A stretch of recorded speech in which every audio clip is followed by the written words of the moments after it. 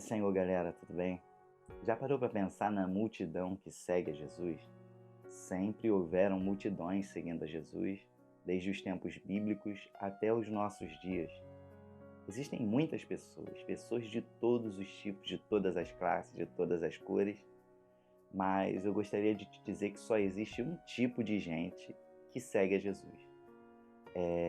São aqueles que são carentes e dependentes da graça de Deus. Nesses dias nós estudamos uma lição na nossa escola dominical que para mim ela é importantíssima e que eu acho que vale muito a pena eu compartilhar essa palavra com você.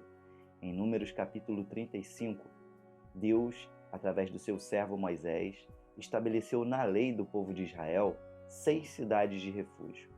3 delas ficariam depois do Jordão e 3 ficariam antes do Jordão.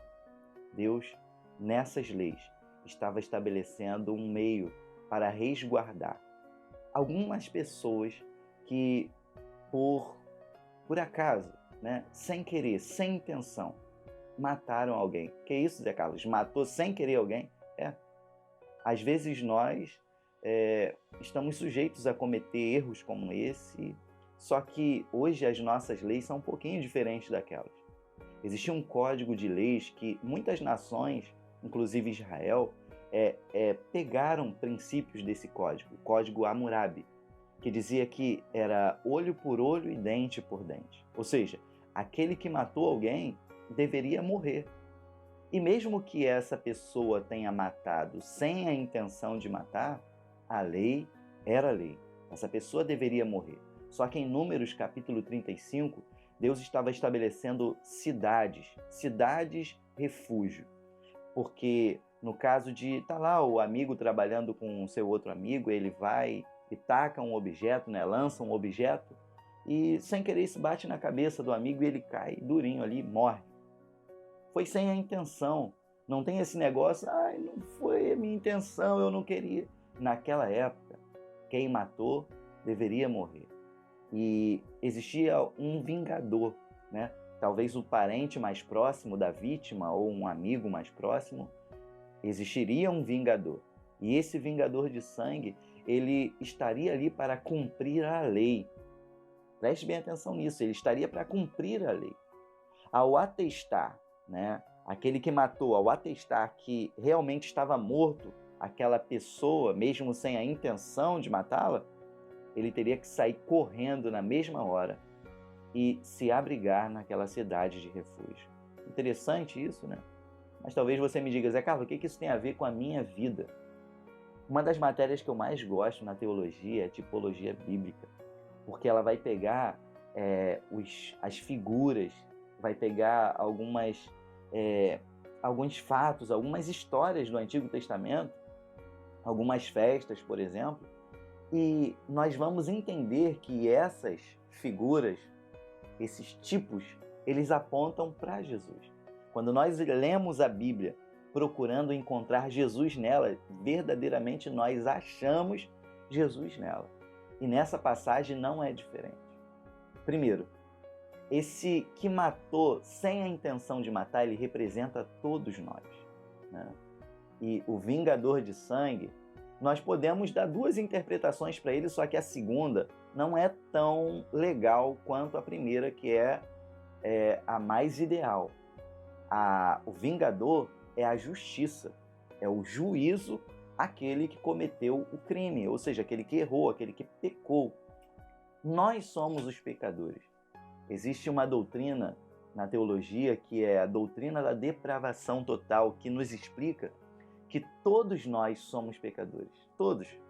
A criança que nasceu é criança, mas nasceu com o pecado, herdou o pecado. A Bíblia diz que Deus olhou para a terra e ele não viu um justo sequer. Todos os homens são pecadores. E esse que cometeu o crime sem a intenção de matar é a história da nossa vida. Por mais que nós tenhamos prazer em pecar, em muitos pecados, em muitos tipos de pecados, todo pecado gera consequências. É como diz a própria Bíblia, o salário do pecado é a morte. Mas não vamos falar só das consequências nessa vida, existem consequências piores do que as consequências que nós temos que viver com elas, conviver com elas aqui na Terra. Existe uma consequência pior. Esse mesmo Deus que diz hoje, vinde a mim, eu amo a humanidade, eu dei o meu filho pela humanidade. É o mesmo Deus que um dia vai se sentar na cadeira de juiz e ele vai julgar os pecadores. Deus ele vai lançar os pecadores no lago de fogo e enxofre. É o mesmo Deus. E os pecados que nós cometemos, na maioria das vezes, nós falamos assim, se eu pudesse voltar no passado, eu teria feito tudo diferente. A maioria das pessoas falam isso. Se eu pudesse voltar no passado, eu não teria feito o que eu fiz. Realmente. Ainda que tivéssemos muito prazer nos pecados que cometemos lá no passado, ao colher os frutos dessas sementes ruins que plantamos, todos nós nos arrependemos. E é como se nós não gostaríamos, de ter cometido esses pecados. É como aquele homem que assassinou sem intenção. O que fazer então para fugirmos da justiça de Deus? O que fazer então para fugirmos desse juízo iminente? É muito importante entender isso, porque nessa semana mesmo teve 2 jovens que entraram lá na igreja e eu perguntei para eles se eles não gostariam de entregar a vida deles para Jesus e um deles me falou assim, olha, sabe por que eu não vou? Porque eu sou muito pecador, porque eu faço muita coisa errada. E por isso eu acho importante a gente entender essas cidades de refúgio. Porque às vezes, ao olhar para as pessoas e ver a diferença que há entre elas, nós julgamos umas ser boazinhas, outras ruinzinhas, outras merecedoras, outras não merecem nada.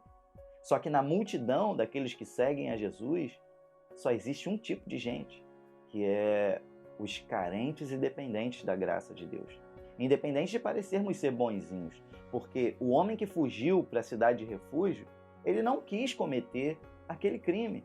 Ou seja, ele não é um malfeitor, ele não é um assassino, ele não é uma pessoa que tem maus intentos. É como o próprio Paulo disse, o bem que eu quero fazer, esse eu não faço. E o mal que eu não quero fazer é isso que eu faço. Nós somos esses homens. Nós somos esse tipo de gente. O tipo de gente que peca mesmo não querendo pecar. Eu tenho 19 anos de cristão e eu vou te dizer, não teve um dia da minha vida que eu não cometi um erro. Como eu posso me sentir salvo hoje? Como que, se Deus ele olha para a terra e não vê um justo sequer?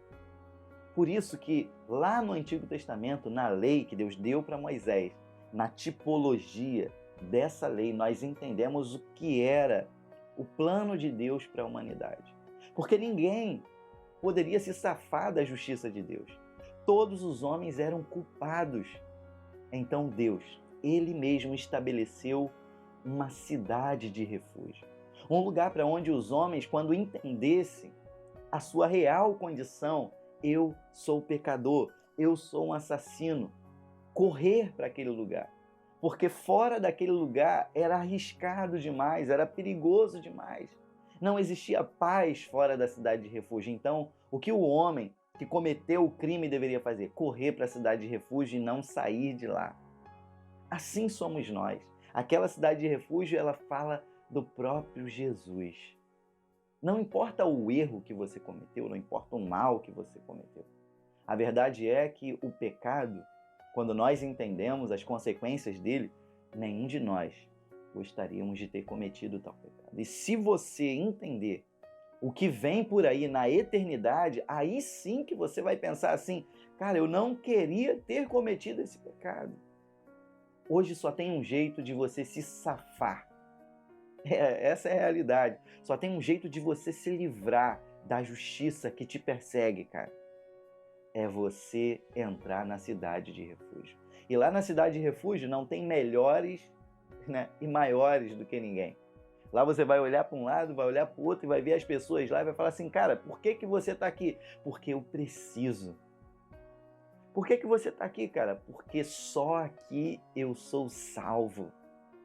Então, quando você for numa igreja, quando você entrar numa igreja, entenda que nós encontramos ali, não naquele lugar geográfico, porque não se trata do lugar geográfico onde a igreja está.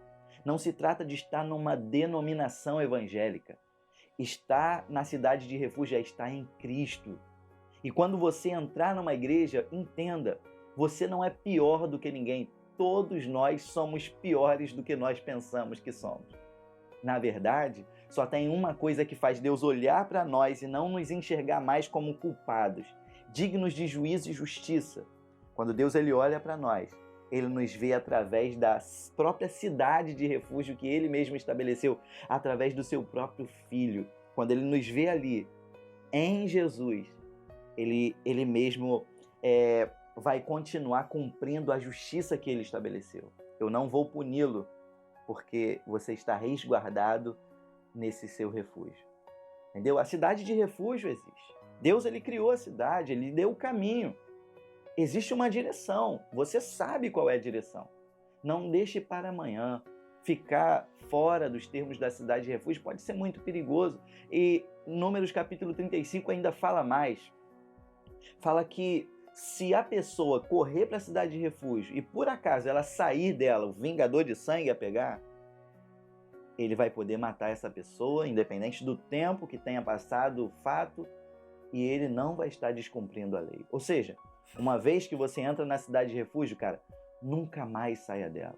Você que está hoje na presença de Jesus e está dando uma espionada dos lados de fora, você que está dando uma sondada, e isso acontece de várias formas. Você dá uma sondada no teu passado, na tua vida antiga, através do Facebook, das páginas dos seus amigos, através dos programas da televisão. Nós ficamos, às vezes, olhando para os termos que estão fora da cidade de refúgio e isso vai nos aumentando aquele desejo de dar uma passeada. Eu vou lá, o vingador de sangue não vai me pegar. É muito arriscado. E você que saiu da cidade de refúgio?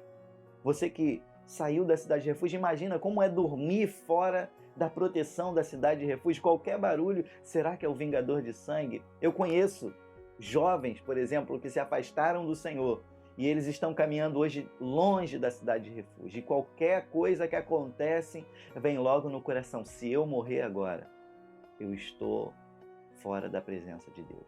Então pense nisso. Viva a sua vida e desfrute da paz que essa cidade de refúgio pode te dar. Essa cidade de refúgio é Jesus. Não deixe para amanhã. Busque Ele hoje, porque Ele está de braços abertos para você. Pense nisso. Que Deus te abençoe.